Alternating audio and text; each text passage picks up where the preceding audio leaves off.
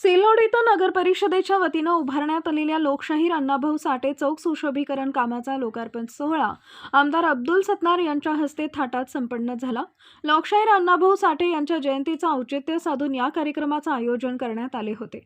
प्रारंभी लोकशाहीर अण्णाभाऊ साठे यांच्या पुतळ्यास पुष्पहार अर्पण करून अभिवादन करण्यात आले। यावेळी लोकशाहीर अण्णाभाऊ साठे यांच्या जयघोषानं परिसर दुमदुमून गेला होता। लोकशाहीर अण्णाभाऊ साठे यांचं साहित्य हे परिवर्तनाला दिशा व चालना देणारे असून त्यांचं जीवन कार्य प्रेरणादायी असल्याचं प्रतिपादन माजी मंत्री अब्दुल सत्तार यांनी व्यक्त केले।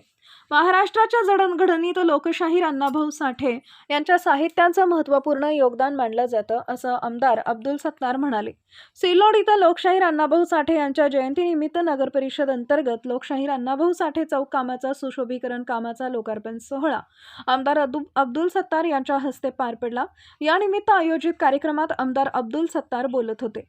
याप्रसंगी जिल्हा बँकेचे चेअरमन अर्जुन पाटील गाडे, माजी नगराध्यक्ष अब्दुल समीर अब्दुल अत्तार, कृषी उत्पन्न बाजार समितीचे सभापती विश्वास पाटील दाभाडे, शिवसेना उपजिल्हाप्रमुख देविदास लोखंडे, किशोर अग्रवाल, सुदर्शन अग्रवाल, कृषी उत्पन्न बाजार समितीचे संचालक श्रीरंग पाटील साळवे, नंदकिशोर सहारे, सतीश ताठे, शेख जावेद, माजी उपनगराध्यक्ष विनोद मंडलेचा, नॅशनल सहकारी सूतगिरणीचे संचालक राजेंद्र ठोंबरे, विठ्ठल सपकाळ, प्रशांत क्षीरसागर, शंकरराव खांडवे, मनोज झंवर, जितू आरके, शिवसेना महिला आघाडीच्या दुर्गाबाई पवार, शकुंतलाबाई बनसोड आदींची प्रमुख उपस्थिती होती।